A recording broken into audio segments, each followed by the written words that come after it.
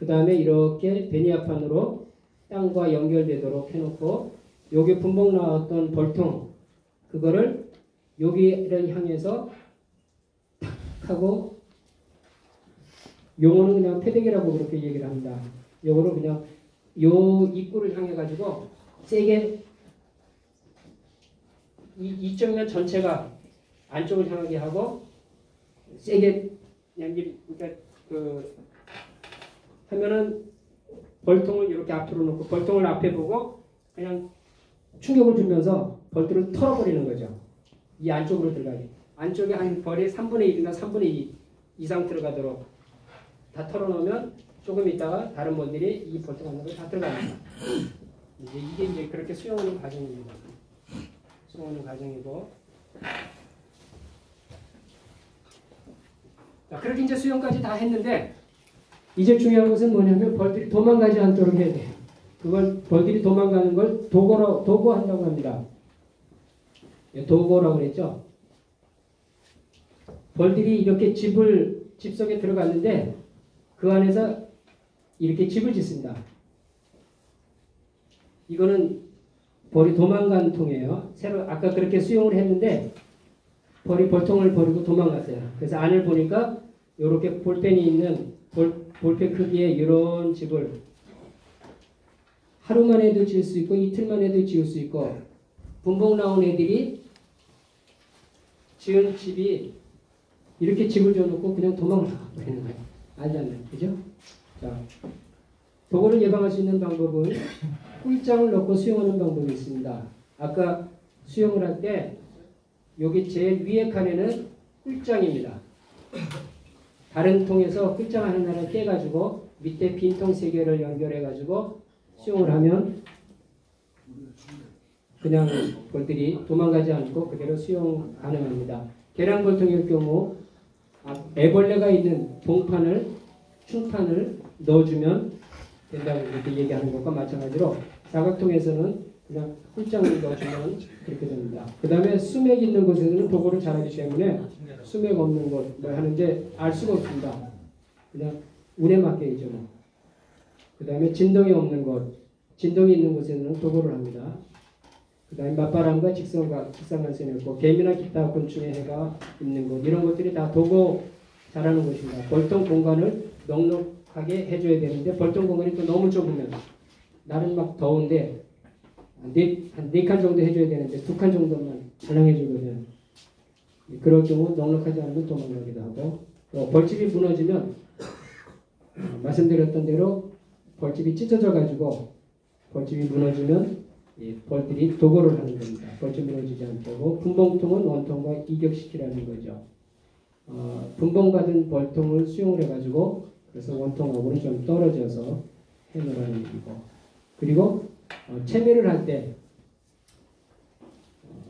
거의 꿀을 하나도 안 남기고 그냥 싹 잘라버리면 겨울 같은 경우는 상관없어요. 그때는 이제 월동을 해가지고 그래도 먹을 거는 남겨줘야 되는데 그 전에 채매라는 경우가 있게 되는데 그럴 때는 먹을 것이 갑자기 없을 정도로 채매를 해버리면 그 다음날 또는 그 꿀 자른 그날 싹 꿀 다 훔쳐갔네 이 집 못 사겠다 그리고 다 도망가서 나갑니다.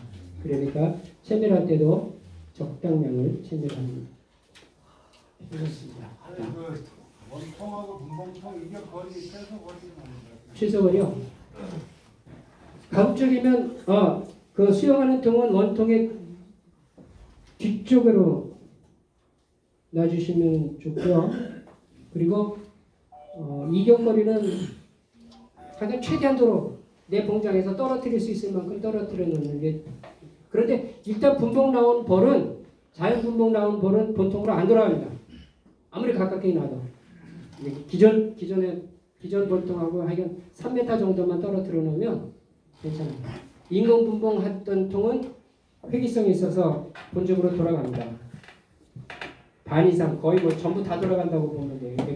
내역벌은 그대로 있지만 외역벌들은 자기 집으로 거의 돌아간다고 인공 분봉 시켜놓으면 자기 집으로 거의 80%가 다 그러니까 외역벌은 100% 다 돌아가고요. 내역벌만 남아서 그래서 인공분봉할 때 주의해야 될 점이 그런 부분 주의하는데 가급적으로 최대한도로 멀리 놓되 그 벌들에서 벌집에서 벌들이 못 나오도록 그러니까 벌통에서 못 나오도록 조치를 해줘야 돼요. 그럴 때는 벌들이 드나드는 곳을 최대한 막아가지고 벌 한 마리만 겨우 드나들도록 하루나 이틀 정도를 인공분봉했을 때는 그런 조치를 반드시 해주어야 그러면 벌들이 나오다가 이상하다 우리 집이 이상하네 삐지고 나오면서 그러면 나와가지고 자기 집을 돌아보는 거죠.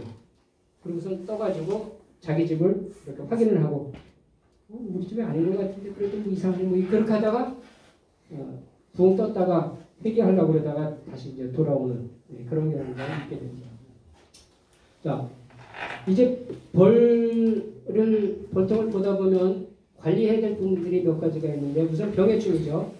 병 중에는 낭충봉화 부패병 얘기했죠. 가장 지금 치명적으로 많은 피해를 주고 있는 것이 있는데 이거는 바이러스가 옮기는 병이기 때문에 사람이 어떻게 할 방법이 없습니다.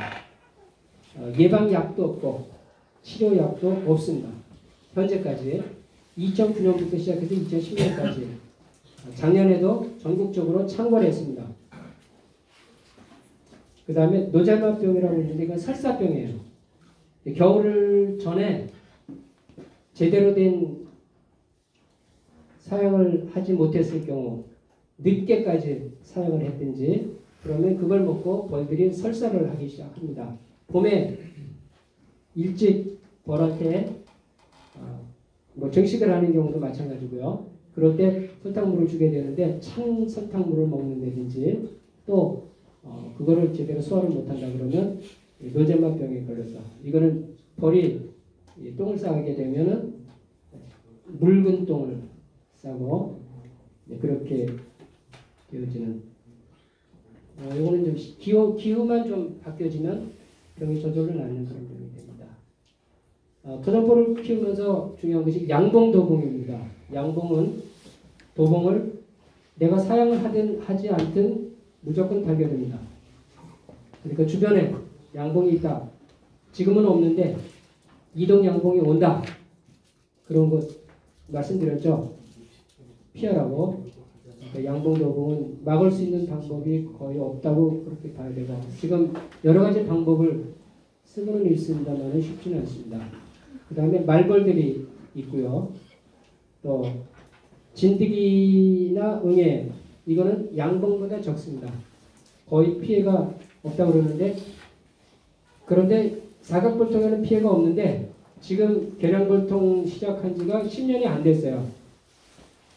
낭충봉화 부패병이 와가지고 벌들이 다 죽은 다음에 그리고 고민하다가 3, 4년 지나서 계량벌통으로 해서 지금 양봉식으로 토종벌을 키우고 있어서 이것들이 앞으로 이제 진드기나 응애가 올 수도 있다. 그렇게 보고는 있습니다. 그 다음에 소충 피해는 소충은 말씀드렸듯이 그 나방 종류가 벌나방인데 그것이 벌통 안에 들어가서 알을 낳아가지고 그 애벌레를 소충이라고 얘기합니다. 이것이 피해를 주는데 보통 무왕군 같을 때 소충이 한번 들어가 놓으면 벌집 전체를 망가뜨립니다.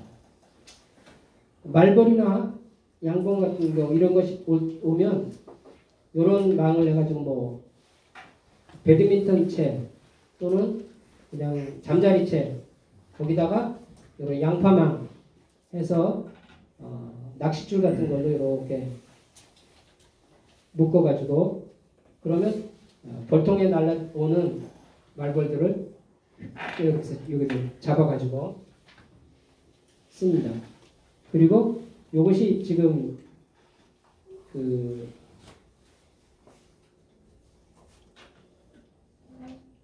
직접 이거는 피카드라고 그러는데 이거는 아주 곤충을 즉사시키는 거죠. 그래가지고 벌을 잡아가지고 거기다가 등 같은 데다가 발라가지고 날려보내면 그 벌이 자기 집에 가가지고 죽도록 이제 그런 방법을 쓰기도 하고 있습니다. 이거 옆에서 보면 자 그러면 병에 걸린 벌을 처치를 해야 되는데 처치하는 방법이 있죠. 그냥 소각을 하면 되는데 소각을 하는데 그 안에 벌이 있잖아요. 벌을 일단 전부 다 죽여야지 날아가지를 않죠. 소각하기 전에 그냥 불을 때 버리면 그 불탄 동안에 벌들이 나르기 시작하면 다 날아가 버리죠. 그래서 불태우기 전에 벌을 죽이는데 죽이는 방법을 여기다 놨습니다. 요 안에 있는 것이 뭐냐면 버드나무. 버드나무가 아니고 저기 복숭아나무. 복숭아나무 오래 놨던 핵 가지.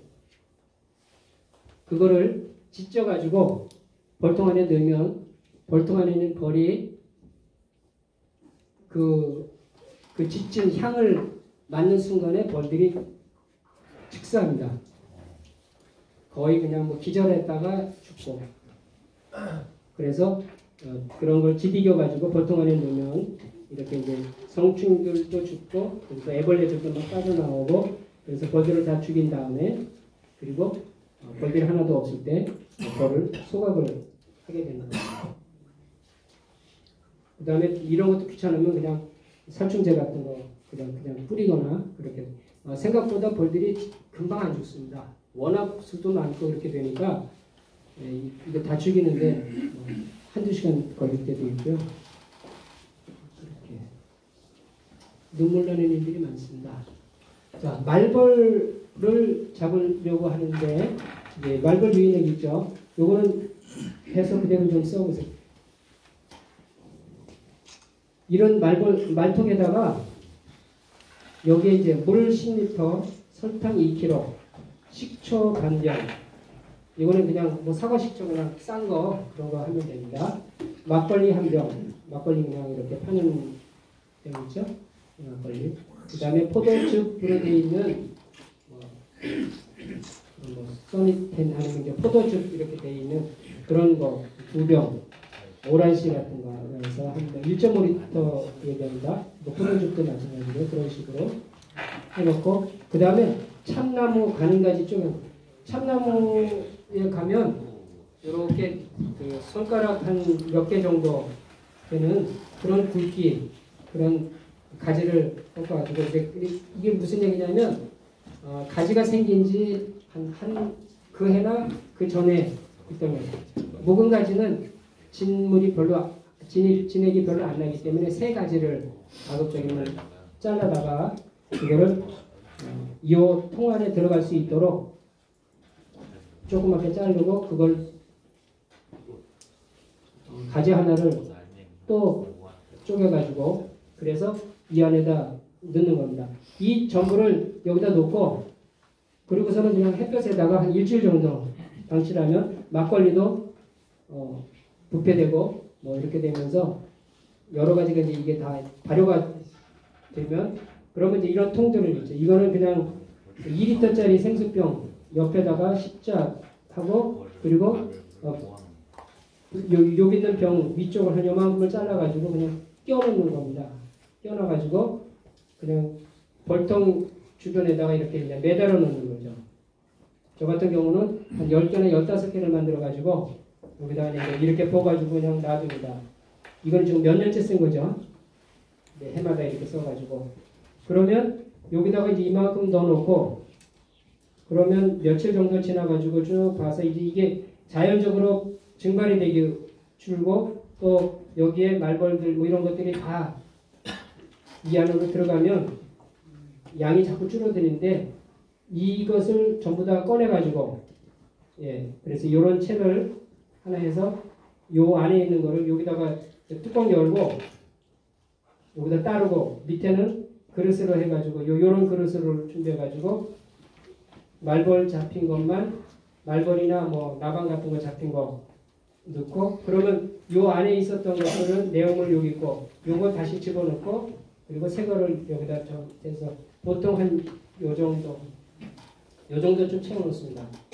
그렇게 놓고 한 일주일이나 뭐 보름 있다가 아니면 좀 많이 좀 줄었다 생각하거나 말벌이나 뭐 나방 같은 걸로 꽉 찼다 뭐 그럴 때 다시 이렇게 놓고 얘네들은 그냥 땅에다가 묻어버리면 그러면 이렇게 해놓고서는 1년 내내 쓸 수 있고 말벌을 언제 잡는 게 가장 좋으냐면 3월달, 4월달 보통 겨울을 나는데 말벌은 여왕봉만 겨울을 납니다.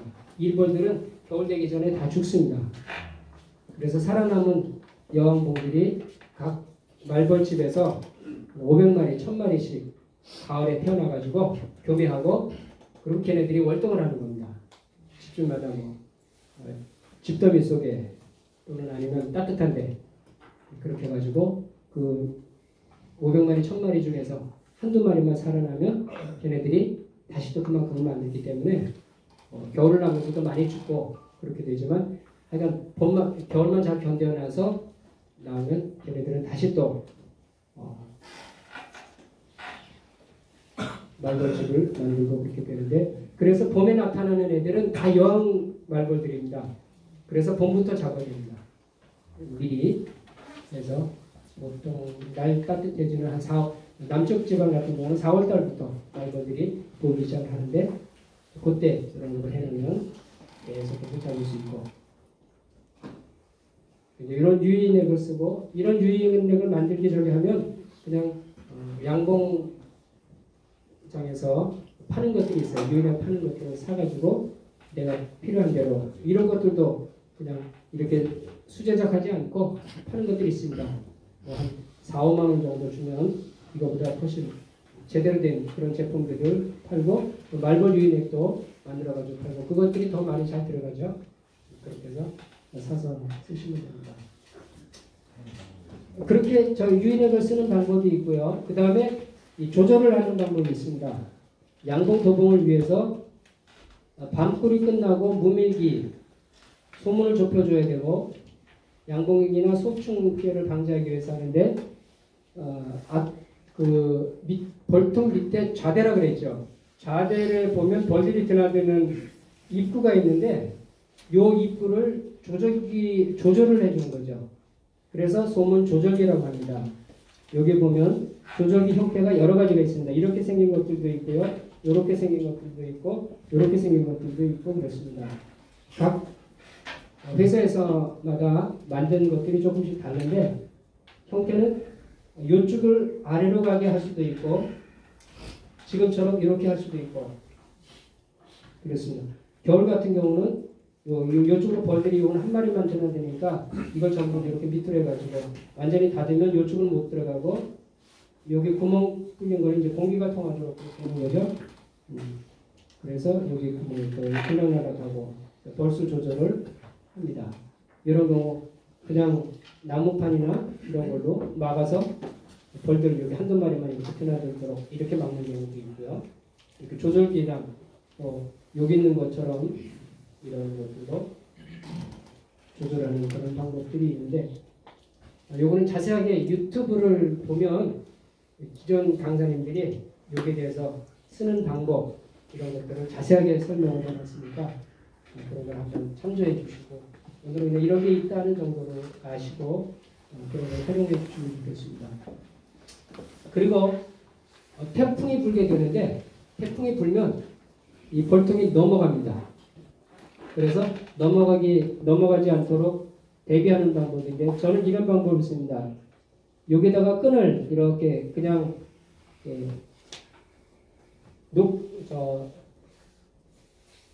이런 끈을 그냥 이렇게 두르고 그리고 이 기지리목 같은 것을 사면에다가 끼워주면 내면이 다 튼튼하게 되고 그 다음에 끈으로 벌통 있는데 밑으로 이렇게 세면블록 안쪽을 통하게 해서 전체적으로 요거는 항상 바람이 불든 안 불든 보통 때도 그냥 이렇게 묶어 놓습니다. 늘 묶어 놓고 그리고 벌통을 이렇게 지지할 수 있도록 하고 이런 방법이 하나 있고요. 벌통을 지지하는 방법은 요 뒤에다가 요 옆에다가 말뚝을 박습니다.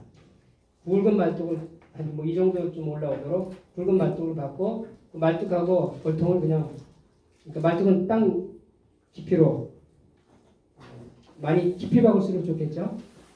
쇠 말뚝도 좋고 그냥 통나무 말뚝도 좋고 그냥 말뚝 해놓고 그리고 거기다가 벌통을 묶어도 됩니다. 계량벌통 같은 경우는 뭐 이렇게 높이 안 올라가니까 그냥 이렇게 묶어도 되고요. 이런 방법으로. 그다음에 여기 지금 해놓은 것은 뭐냐면 태풍 대비보다는 이거는 이제 인공 그늘막입니다. 한여름에 뜨겁게 땡볕이 모일 때 이렇게 해가지고 해를 좀 막아주는 그런 거를 하는 경우입니다.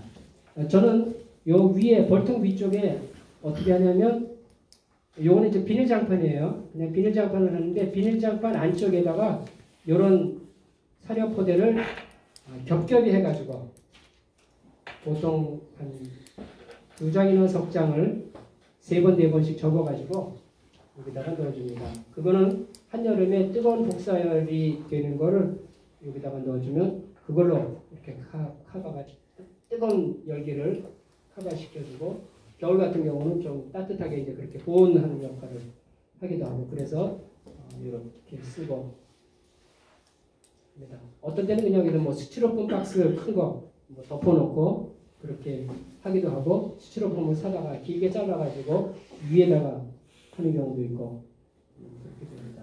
그래서 이제 여름 같을 때 이런 인공 그늘막이 되기도 하고 그리고 1년 내내 이렇게 사료포대를 하는 이유는 이렇게 젖었다가도 마르면 돼요.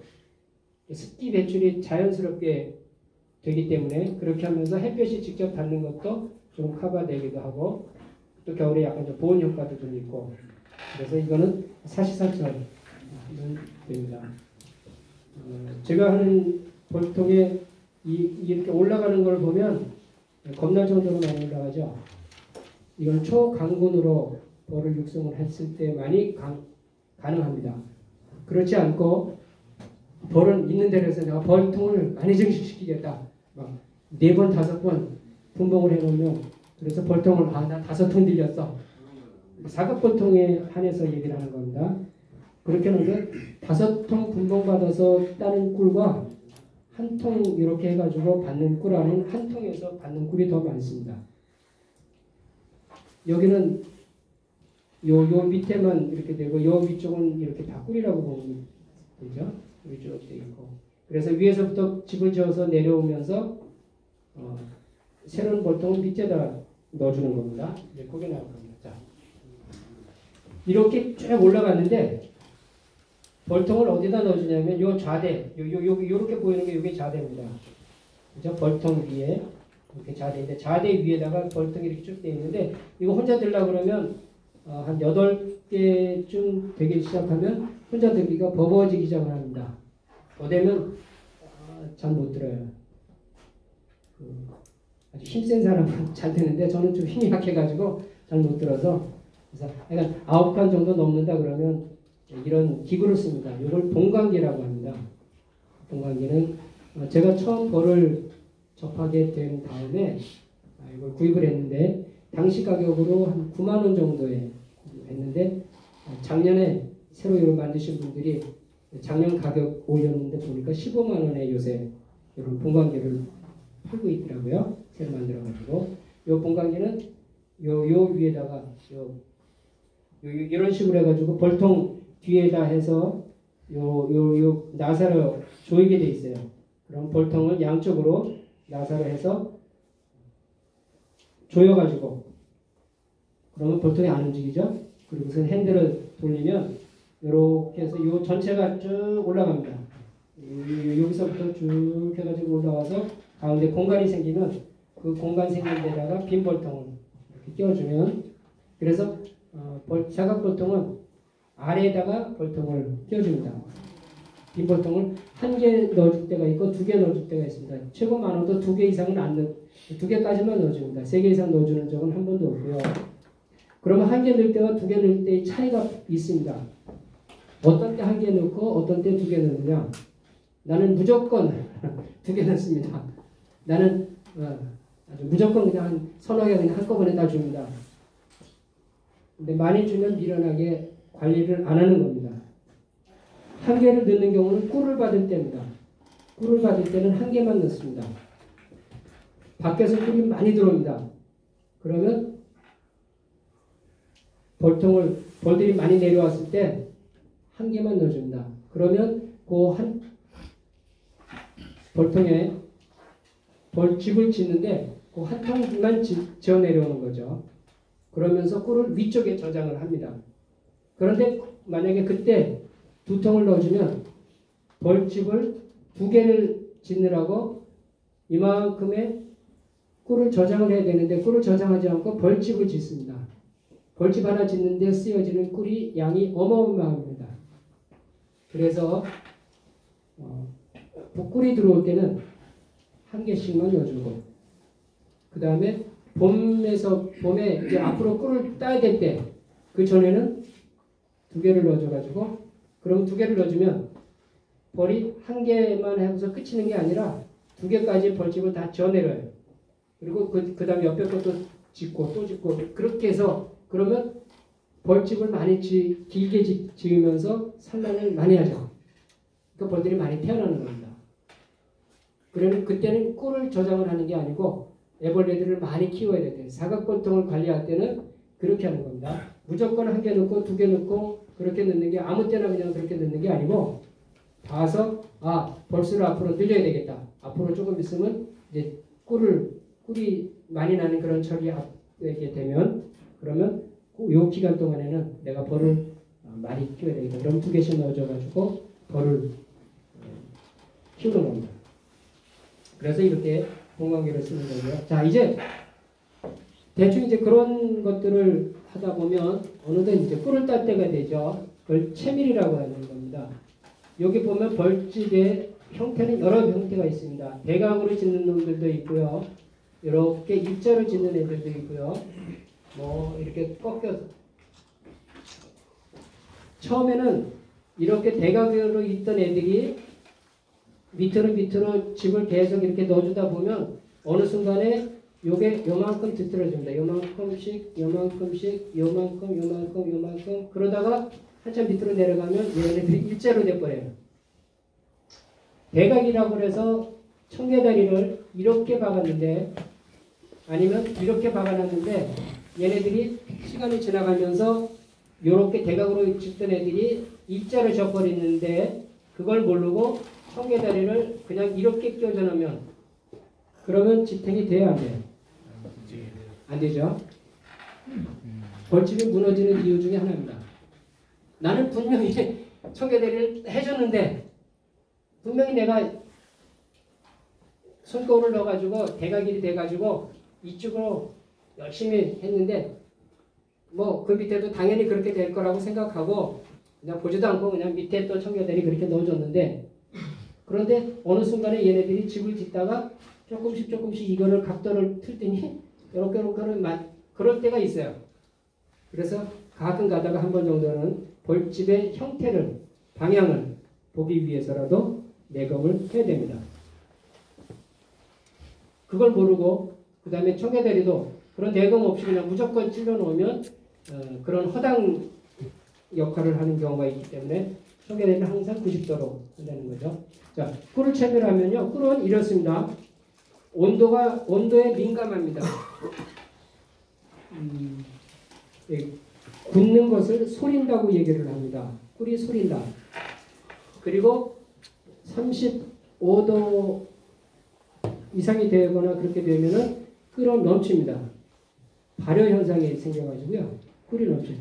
그래서 꿀병에다가 꿀을 가득 담아가지고 베란다나 이런 곳에 두고 나면 어느 한여름 지나가지고 나가면 그 베란다에 있는 데 이런 데서 그냥 꿀이 병에 3분의 2만 남고 나머지는 다 뚜껑으로 넘쳐나는 경우가 있어요. 그래서 꿀은 냉장 보관해도 안 됩니다. 뜨거운 데 놔둬도 안 됩니다. 어디도 보관하는 게 제일 좋은 게 상온에 보관합니다. 한 20도 정도 되어지는 20도에서 23도 그냥 보통 집안에 놔두면 되니까 그래서 꿀은 항상 그렇게 하면 됩니다. 사계절 유기산과 각종 나무 진액이 꿀에 섞입니다. 그리고 토종꿀은 독특한 맛과 향이 있습니다. 그리고 꿀을 내리다 보면 꿀 위에 진녹색의 띠가 몰릴 때가 있는데 이건 각종 화분과 식이섬유 같은 것들이 채밀된 꿀 위에 뜨는 경우가 있습니다. 장기 보관을 했을 경우 겨울철 같은 경우는 이 소리는 현상에 대해서 자꾸 굳어지고 또 하얗게 되고 그렇게 됩니다. 그거를 백밀이라고 얘기하죠. 일부러 백밀을 만들어서 먹는 사람이 있습니다. 그렇게 하려고 그냥 냉장 보관하면 백밀은 바로 됩니다. 냉장 보관해가지고 그러면 딱딱하게 굳은 꿀을 퍼가지고 먹을 수 있습니다. 꿀을 채밀해가지고 바로 병에 담으면 이런 현상들이 여러 현상들이 생기게 되는데 그래서 꿀은 채밀한 다음에 숙성 기간이 필요합니다. 숙성 기간은 보통 한 달에서 두세 달 정도를 잡습니다. 그래야 꿀 위에 꿀 표면에 떠오르는 부산물들 벌집 찌꺼기, 화분, 또 벌 죽은 사체 뭐 이런 것들이 시간이 지나가면서 꿀 위로 다 떠오릅니다. 그거는 가급적이면 제거하거나 아니면 따로 작은 병에다 모아가지고 얼굴 팩하면 됩니다. 꿀팩하면 좋죠. 30분, 1시간 정도 얼굴에다 딱 바르고 손등에 바르고 그렇게 해서 아니면 뭐 내가 차 끓여 먹을 때 넣어서 먹으면 됩니다. 자, 채밀하는 방법인데요. 우선 채밀하기 전에는 3일 전에 청개다리를 일로 설치를 하고요. 복면포 착용하게 되고 채밀 도구를 준비합니다. 채밀은 어두워지기 전에 끝내야 됩니다. 보통 몇 시에 시작하면 오후 3시경 시작합니다. 왜 3시경 시작하냐면 오전부터 하죠. 오전부터는 벌들이 활동을 합니다. 내 벌만 활동하는 게 아니라 옆집 벌도 다른 벌들도 그러면 꿀 냄새 맡고 막 벌들이 환장합니다. 그래서 가급적이면 오전에 꿀을 안 따는 게 좋습니다. 다른 벌들을 불러가지고 도봉의 빌미가 되기 때문에 그랬고요. 그래서 벌들이 어느 정도 일을 하고 또 꿀을 채밀할 때쯤 되면 날이 약간 좀 서늘하거나 그럴 때가 되어지니까 그래서 보통 오후 3시경쯤 시작하는 게 좋은 이유는 내가 채밀을 마치고 어두워지기 전에는 완료를 해야 돼요. 어두워지면 깜깜해지니까 그때는 뭐 아무것도 안 보고 그렇다고 전기 켜놓고 그렇게 되면 벌들이 이 불빛을 좋아해가지고 불빛에 막 다퉈듭니다. 그래서 내가 시간이 없어서 벌통 본다고 밤에 헤드랜턴이나 뭐 그런 걸 가지고 벌통 가까이 가면 그 헤드랜턴 전구빛으로 벌들이 다 몰려오기 때문에 큰일 납니다. 그래서 밤에는 아예 아무것도 켜지 않고 차라리 깜깜한 데서 좀 이렇게 살짝 한 5초, 10초 뭐 그럴 때 그런 정도 보는 거 이외에는 전등불을 켜면 절대 안 됩니다. 주의하시고 일단 어둡기 전에 완료될 수 있도록 아래 빈 벌통을 놓고 윗 뚜껑을 따는 겁니다. 아래 빈 벌통을 놓는다는 얘기는 뭐냐면 아까 끝 이렇게 있죠. 여기 보면 이렇게 쭉 되어 있는데 내가 꿀을 따려고 그러면 여기 이제 벌통 뚜껑을 따야 되죠. 벌통 뚜껑을 따는데 벌통 뚜껑 따기 전에 밑에 이런 그냥 아무것도 없는 빈 대박 벌통을 2개 정도 놓습니다. 그렇게 놓으면 윗뚜껑을 따고 여기 있는 벌들을